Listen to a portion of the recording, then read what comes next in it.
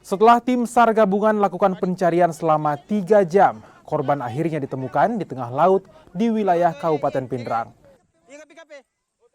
Sebelumnya, korban diketahui bersama 10 orang rekannya mencari ikan dengan cara memanah.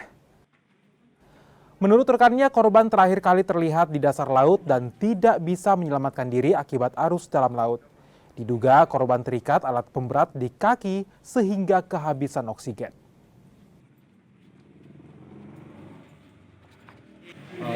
Sudah meninggal. Kalau penyebab meninggalnya ini Pak? Mungkin kehabisan napas, henti napas.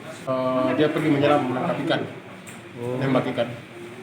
Jadi hasil dari pemeriksaan ini tidak ada Tidak ada ditemukan bekas kekerasan. Terlelai. Maksudnya tidak ada bekas apapun dapat. Cuma itu yang bekas di kaki yang tempat untuk dia mengikat beban.